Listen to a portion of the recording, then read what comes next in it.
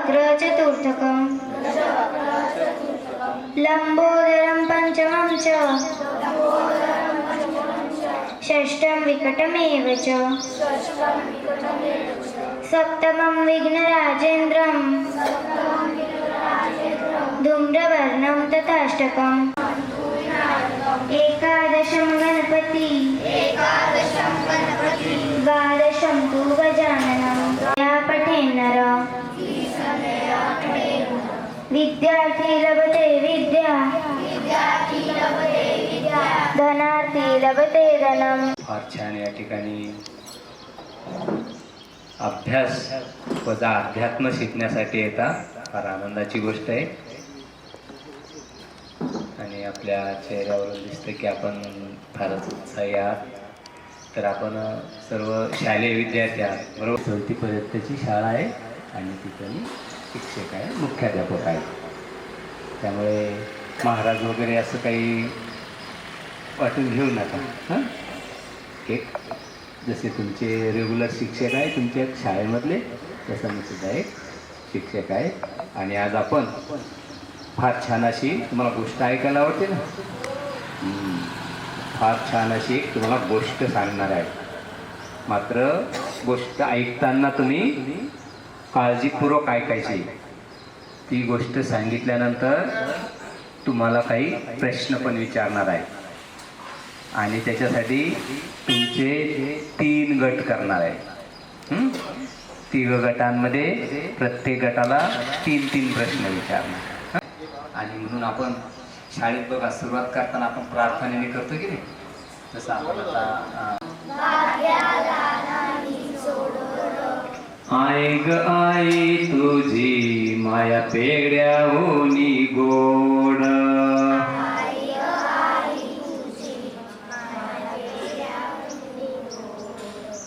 एक सांगू का ग आई अनुभव स्वतःचा, म्हणा मोठ्या ना,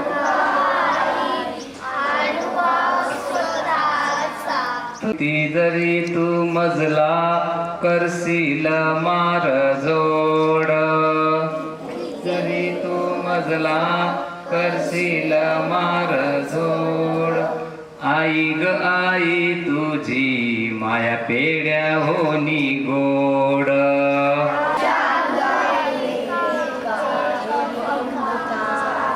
किती जरी तू मजला करशील मार जोड, मोठ्याने म्हणण्यात आपण आई ग आई तुझी माया पेड्याहूनी गोड,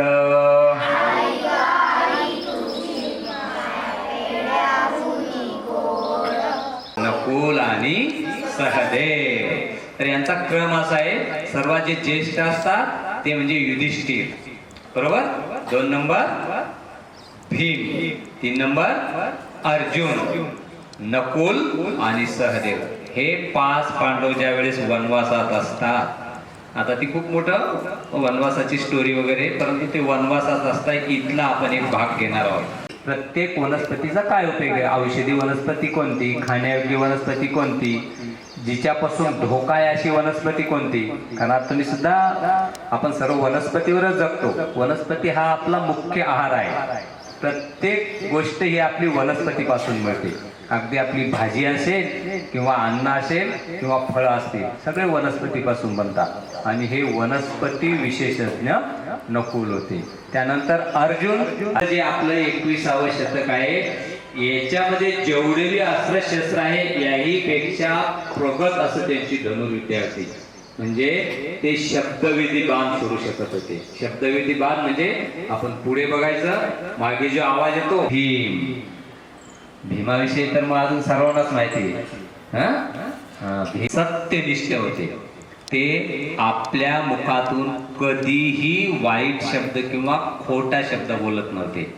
आणि असे पण एक ठिकाणी उल्लेख आहे की त्यांचा जो ह्या सत्याची, त्यांच्यामध्ये सत्यामध्ये इतकी पॉवर असते की सत्याच्या पॉवरमुळे त्यांचा जो रथ होता तो जमिनीपासून 1 फूटभर उंच चालायचा। तर तुझे 4 भाऊ आहेत, त्या 4 भावापैकी मी कोणाला जिवंत करू, तर मग म्हणतात, का बरं भीम तर इतका ताकदवान आहे, भीमाला जर मी जिवंत केलं तर कितवा अध्याय 17वा आणि 15वा श्लोक भगवद्गीता मधला. आणि तुम्हाला पुढच्या आठवड्यासाठी 17वा अध्याय शोधायचा, 15वा श्लोक शोधायचा तुम्हाला पाठांतर करण्यासाठी. तुमच्याकडे भगवद्गीता असेल किंवा कोणाकडून ती उपलब्ध करून घ्यायची आणि हा श्लोक जर तुम्ही पाठ करून आले पुढच्या रविवारी तर तुम्हाला एक विशेष असा आपण गिफ्ट देऊ. तर तो श्लोक आता आपण म्हणून घेऊया. एव वाङ्मयं तप उच्यते. हा श्लोक येतो, परत एकदा मी म्हणून दाखवतो. अनुद्वेकरं वाक्यं सत्यं प्रियहितं च यत् स्वाध्यायाभ्यसनं चैव वाङ्मयं तप उच्यते. युधिष्ठिर, बरोबर भीम, बरोबर अर्जुन, बरोबर. नकुल, सहदेव. Very good.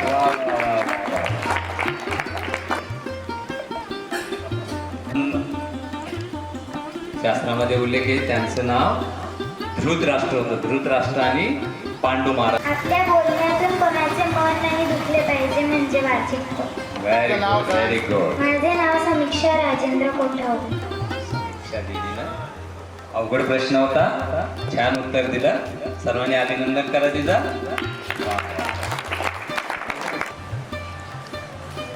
अचूक उत्तर दिलं त्याबद्दल त्याचाही पण ठेवा कोणता? ज्ञान. ज्ञान. ज्ञान हा सर्वात मौल्यवान ठेवा आहे. नाव सांग तुझं.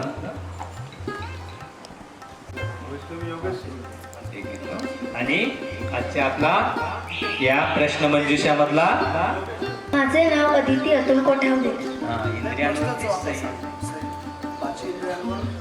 पाच इंद्रियांवर संयम असणे महत्वाचे आहे. Very good very good.